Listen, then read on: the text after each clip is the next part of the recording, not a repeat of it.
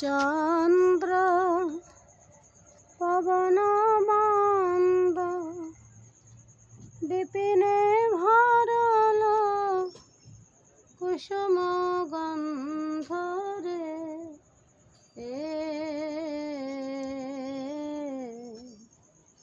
ফুল্ল মল্লিকা মালতী জ্যোতি মত্ত মধুকর ভরণী রে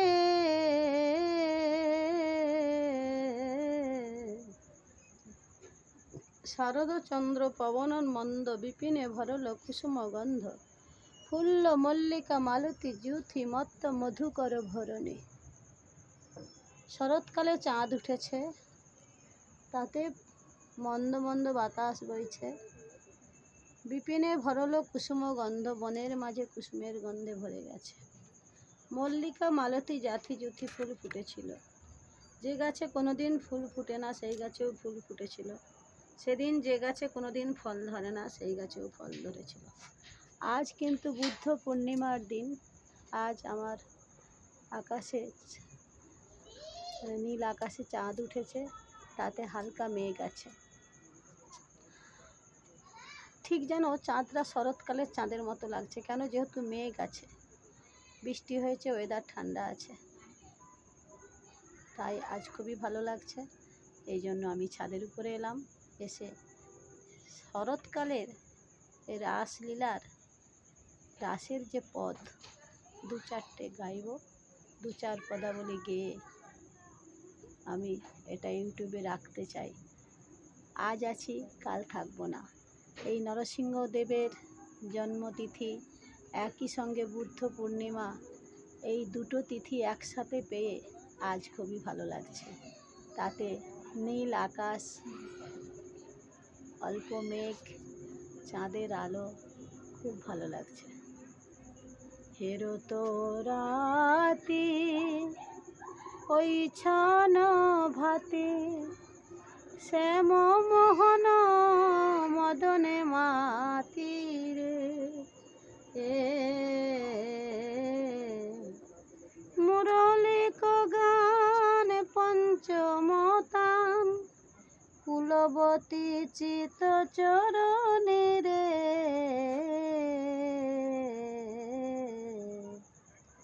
হেরো তো রাতি ওই ছন ভাতি। ভগবান শ্রীকৃষ্ণ যখন পূর্ণিমার চাঁদ দর্শন করেছে, সেই শারদীয়া পূর্ণিমার চাঁদের আলো সৌন্দর্য দেখে ভগবান শ্রীকৃষ্ণ মদনে মাতলেন। বংশী বটের তলদেশে দাঁড়িয়ে মুরলীখানা বাজাতে থাকলেন। সেই মুরলীর ধ্বনির সঙ্গে মিশ্রিত করলেন কামরূপ, কামবীজ। সেই কামবীজ মিশ্রিত করে ধ্বনি করতে থাকলেন। যখন তিনি মুরলীটা বাজালেন,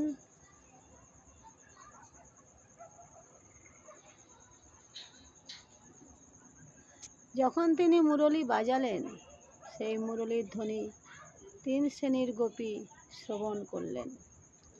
সাধন সিদ্ধা গোপীগণ, কৃপা সিদ্ধা গোপীগণ আর নিত্য সিদ্ধা গোপীগণ। 3 শ্রেণীর গোপী যখন মুরলীর ধ্বনি শ্রবণ করলেন, তারা বেশ বিন্যাস করতে থাকলেন তাদের গোবিন্দকে স্বামীরূপে পাবে বলে।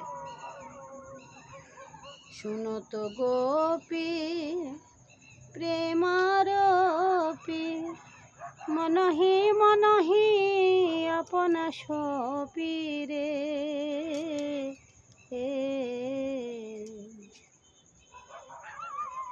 তাহি চলতা জহি বজতা তাহি চলতা জহি বজতা মুরলিক কলরলনি রে।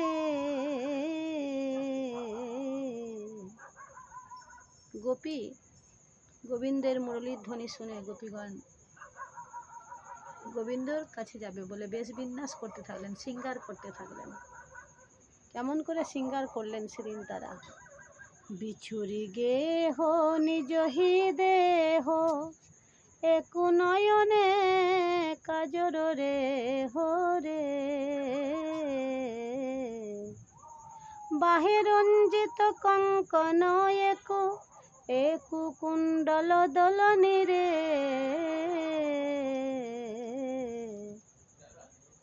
এক নয়নে কাজল পড়েছে আর এক নয়নে পড়তে ভুলে গেছে, এক কর্ণে কুণ্ডল পড়েছে আর এক কর্ণে পড়তে ভুলে গেছে, এক বাহুতে কঙ্কন পরে আর এক বাহুতে পড়তে ভুলে গেছে। তারা পাগলিনী, পাগলিনীর ন্যায় চলেছে, ওই না গভীর অরণ্যে বৃন্দাবন মাঝে বংশী বটতল দেশে, মুরলী ধ্বনি শুনে, মুরলী ধন শুনে চলেছে গোপীগণ। গোপীগণ মুরলীর ধুন শুনে ছুটে চলেছে, বেগে চলেছে। রাত্রি দ্বীপ প্রহর, রাত 12টা বাজে, পূর্ণিমা রাত্রি, চাঁদের আলো, সারা বন আলোয় আলোকিত। গোপীগণ তাদের নিজ নিজ সংসার পরিত্যাগ করে, কেহ বায়া ছিল দুগ্ধ আবর্তনে, চুল্লিতে রাখিবে শালি, তজি আবর্তন আনন্দে মগ্ন অমনি গেল রে চলি। কেহ দুগ্ধ পরিপাক করছিল চুল্লিতে রেখে, তো মুরলীর ধুন শোনা মাত্রেই চলেছে ছুটে, হা কৃষ্ণ তোমার হলাম বলে। কেহ বা, কেহ শিশু কোলেতে করিয়া দুগ্ধ করায় পান, শিশু ফেলি ভূমে চলি যায় ভ্রমে শুনিয়া মুরলী গান। কেহ বা নিজ শিশুকে কোলে করে নিয়ে স্তনদুগ্ধ পান করাচ্ছিলেন, যেই না মুরলীর ধ্বনি শ্রবণ করেছেন, হা গোবিন্দ তোমার হলাম বলে ছুটে চলেছে। কেহ পতিশনে আছিল শয়নে, তজিয়া তাহার সঙ্গ, হা গোবিন্দ বলে কাননে তে চলে ছাড়িয়া সকল রঙ্গ। কেহ বা পতি সঙ্গে শয়ন করেছিল, যেই না মুরলীর ধ্বনি শ্রবণ করেছে, অমনি ছুটে চলেছে, রইল পতি সংসার সব কিছু। এক পতি, স্বামী জানতে পেরেছিল যে তার স্ত্রী চলে যাবে, তার স্বামীর ধুতির আঁচলের সঙ্গে আর গোপীর কাপড়ের আঁচলের সাথে গিঁট বেঁধে রেখেছে। যখনই গোপী চলে যাবে তখনই জানতে পারবে। গোপী তাড়াতাড়ি যখন উঠে চলে যাচ্ছে আর দেখছে পিছন ঘুরে যে তার স্বামী তাকে বেঁধে রেখেছে, যেতে পারছে না। গোপী তখন হা গোবিন্দ বলিয়া তজিয়া পরাণ, মিলিল চরণ তলে, তাহা দেখি গোপ ফাঁপড়ে পড়িল, ভাসিল নয়ন জলে। গোপ তখন কেঁদে উঠে বললেন, গোপী তুমি যদি চলে যাবে জানতাম, তাহলে তোমায় আমি এমন করে বেঁধে রাখতাম না, বাধা দিতাম না। তুমি তো তোমার পরম পতির কাছে চলে গেলে, তোমার পরম পতির কাছে গিয়ে এ জগতের পতির কথা একবারে জানাইও। বৃন্দাবনে গোপীরা ভগবানকে লাভ করেছিল, গোপেরা পারেনি, তাদের স্বামীরা ভগবানকে লাভ করতে পারেনি। কেন না, স্বামীরা ওই গোয়ালার ছেলে সে ভগবান, একথা তারা বিশ্বাস করতে পারেনি। কিন্তু বিশ্বাস ছিল গোপীদের যে ওই হচ্ছে নন্দন, যিনি নন্দের ছেলে, নন্দরাজার যিনি ছেলে, যশোদার যিনি দুলাল, আদরের দুলালিয়া কানাই, সেই ভগবান। এটা গোপীদের বিশ্বাস ছিল, কিন্তু গোপেদের অর্থাৎ ওদের স্বামীদের বিশ্বাস ছিল না। সেই জন্য গোপীরা ভগবানকে লাভ করেছিলেন, কিন্তু গোপেরা পারেনি। যখন গোপী নিজ দেহ ত্যাগ করলেন জগৎ স্বামীকে পাবে বলে, এই জগতের স্বামী সংসার সব ত্যাগ করে চলে যাচ্ছেন, দেহটা পড়ে রইল, আত্মাটা বেরিয়ে গেল, হা গোবিন্দ তোমার হলাম বলে আত্মা মিলিত হলো পরমাত্মার সঙ্গে। গোপ তখন বললেন, তুমি তো তোমার পরম পতির কাছে চলে গেলে, কিন্তু তোমার এই জগতের পতির কথা একবার জানিও। অঝর নয়নে কাঁদতে থাকলেন।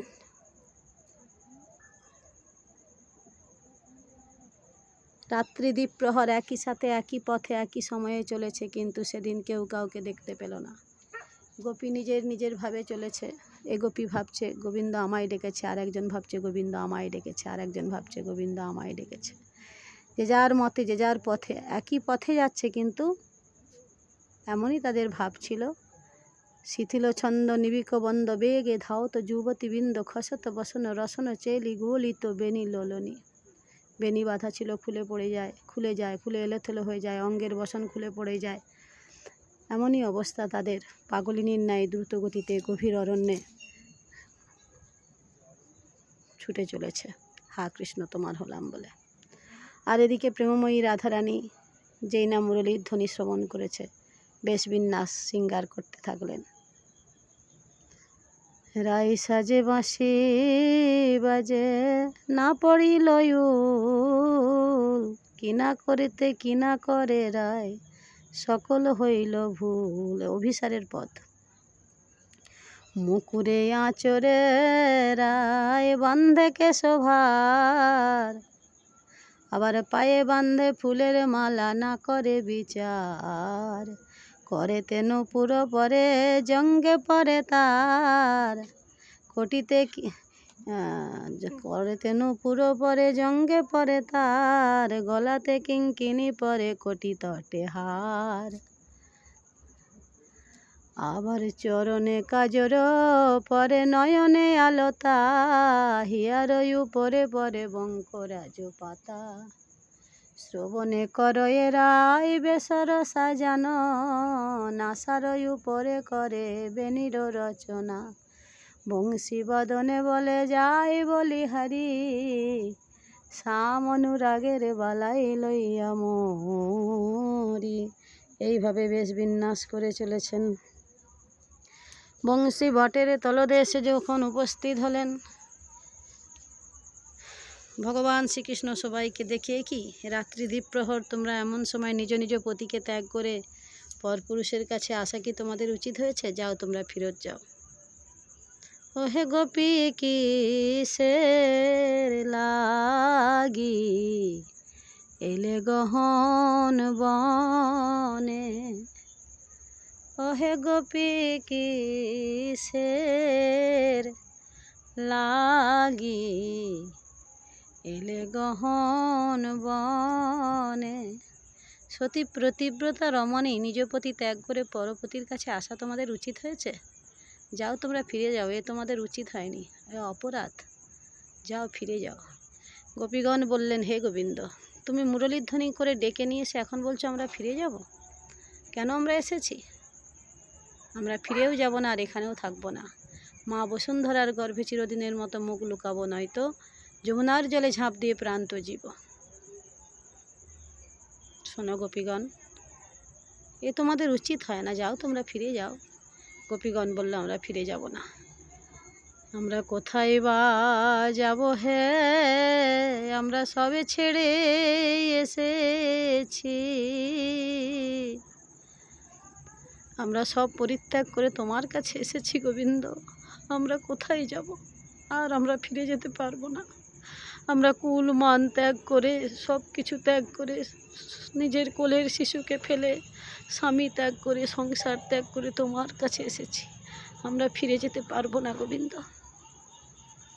অঝর নয়নে গোপীগণ কাঁদতে থাকলেন, চরণতলে লুটিয়ে পড়লেন গোপীগণ। গোবিন্দ কি করবে নিরুপায়। গোবিন্দ চোখের জল সহ্য করতে পারেন না। এসো, তোমরা আর কেঁদো না, এতক্ষণ তোমাদের পরীক্ষা করছিলাম। এইভাবে কাছে ডাকে গোপীরা মনের আনন্দে নৃত্য করতে থাকে। কেউ বা জড়িয়ে ধরতে থাকে, কেউ বা চরণতলে লুটিয়ে পড়ে, কেউ বা চুম্বন করে, আদর করে। এমন সময় এই সমস্ত আনন্দ উল্লাস করতে করতে হঠাৎ গোবিন্দ অন্তর্ধান হয়ে পড়ে। আর গোপীগণ খুঁজতে খুঁজতে বন হতে বনান্তরে কোথাও খুঁজে পাচ্ছে না, কোথায় তুমি কৃষ্ণ।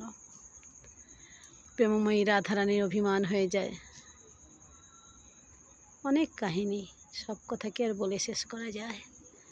ভগবানের অনন্ত লীলা, তার কথা বলে ফুরানো যায় না। কাল আসবো আবার সময় মতো। কাল গোপী গীত শোনাবো। জয় শ্রী রাধে।